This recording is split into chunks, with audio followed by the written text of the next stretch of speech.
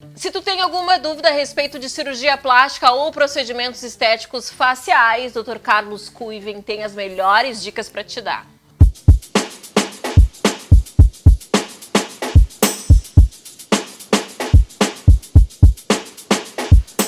Há um grande número de mulheres que tem o sonho de ter a mama mais volumosa, por isso que existe a mamoplastia de aumento, mas hoje o nosso assunto aqui é justamente o contrário, né, Dr. Kuiven? A maioria das mulheres pensam que o sonho da grande maioria é realmente ter a mama mais volumosa, mas há mulheres que têm já, por natureza, a mama muito volumosa e que querem justamente o contrário, a redução dessa mama, e é sobre esse assunto que a gente vai falar hoje, né? É um assunto bem interessante. É comum as mulheres que querem reduzir a mama chegar no consultório e dizer: doutor, todo mundo lhe pedindo para aumentar a mama, mas eu vou lhe dizer que eu quero diminuir.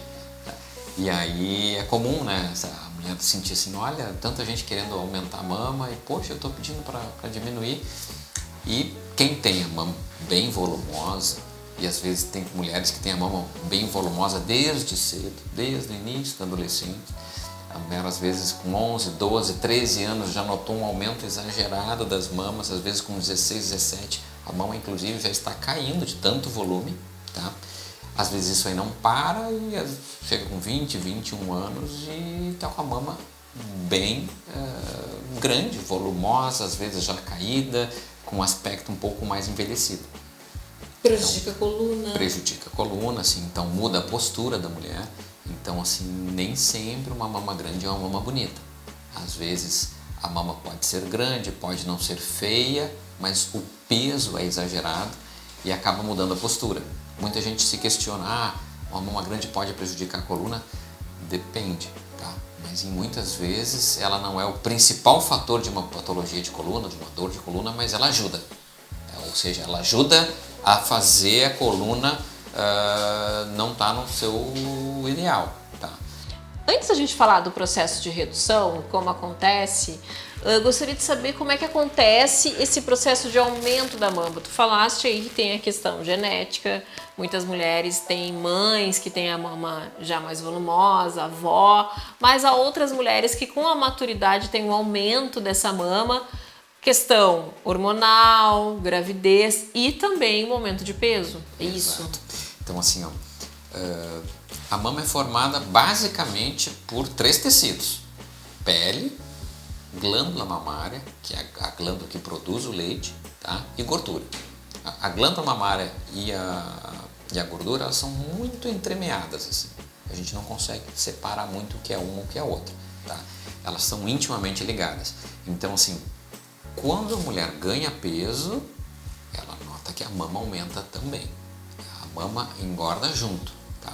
Então é comum, no processo às vezes de ganho de peso, redução de peso, gravidez, a mama às vezes aumenta, tá? Aumenta e às vezes fica pesada, e o fato dela ficar pesada provoca uma queda, tá? A pele, que é esse terceiro tecido, ela muitas vezes não suporta aquele peso excedente, tá? Por mais que se use sutiã e tudo, então assim ocorre um fenômeno de queda da mama. Como é que acontece o processo de redução? Decidir reduzir a mama, essa diminuição é retirada a gordura, é colocado alguma prótese de silicone para ficar com mais sustentação? Como que acontece? Então, assim, normalmente a gente avalia o tórax da pessoa e o tamanho da mama, tá? Na maioria das mamas grandes, ocorre um excesso na lateral das mamas, que é bem comum, a mama está um pouco mais caída, e normalmente as mulheres reclamam: minha mama é toda para o lado, eu deito, a mama vai uma para cada lado, tá?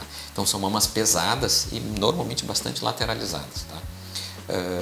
A gente define junto com a paciente qual é o melhor tamanho, se decide o volume que vai ficar e se planeja o que vai sair, tá?